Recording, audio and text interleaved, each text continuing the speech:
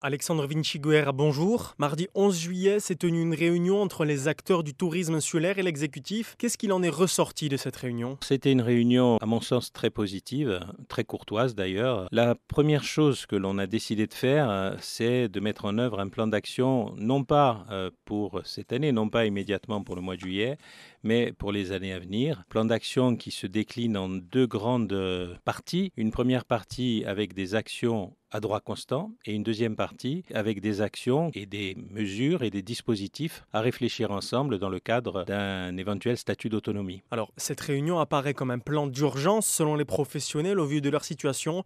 C'est votre avis également? Vous savez, les grandes tendances économiques sont quelquefois très brutales. Le tourisme est frappé durement par l'avènement du paracommercialisme, que ce soit d'ailleurs au niveau hôtelier ou au niveau location de voitures, par exemple. Et donc, se retourner devant une telle violence d'attaque commerciale, c'est difficile, mais il faut le faire. Il a également été question de, je cite, briser la spirale négative de la situation touristique actuelle. Quelles seront les mesures prises à court terme pour y remédier? Alors, on a décidé de réfléchir assez vite sur 5 grands thèmes. Le premier, c'est celui du transport. Le deuxième, c'est celui de la fiscalité. Comment, par exemple, étendre le crédit d'impôt à la rénovation d'hôtels.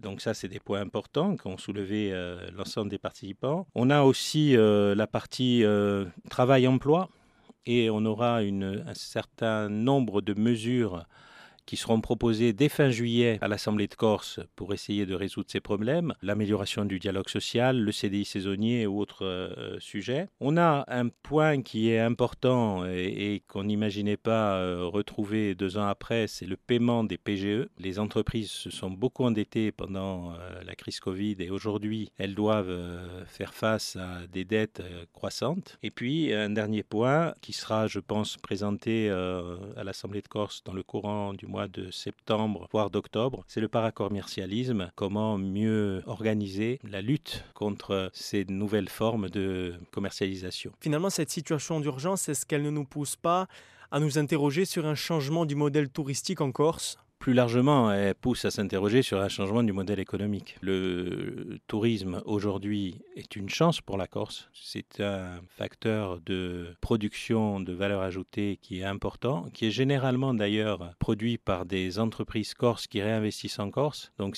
on n'a pas de grands groupes touristiques, donc c'est un modèle profitable à la Corse. La difficulté, c'est que c'est un modèle saisonnier. C'est un modèle qui concentre son activité sur une partie très réduite de l'année.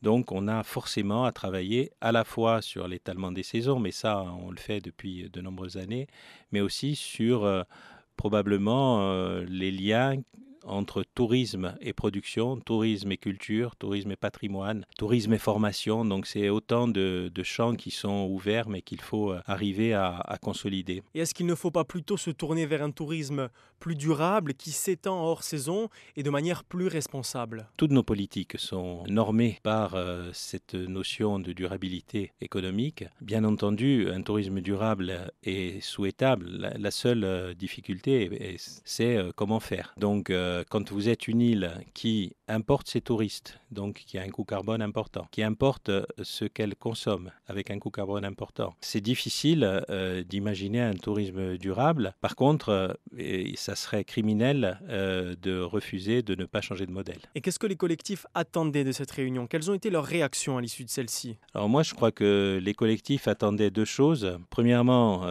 d'être écoutés. Ils attendaient de notre part une affirmation de l'importance du tourisme dans notre économie. Le président du conseil exécutif, la présidente de l'agence du tourisme, de l'office des transports ou moi-même, les avons rassurés quant à notre vision de l'importance du tourisme dans notre économie. Ça, c'est la première chose qu'ils attendaient. La deuxième, c'était une participation supplémentaire à une démarche qui est celle de l'autonomie. Aujourd'hui, c'est un défi méthodologique qui est devant nous, c'est-à-dire comment associer à la construction de cette Corse autonome, comment associer l'ensemble des acteurs économiques, socio-culturels. Merci Alexandre Vinciguerra. Je rappelle, vous êtes président de l'Agence du développement économique de la Corse et vous étiez l'invité de la rédaction de France Bleu RCFM ce matin.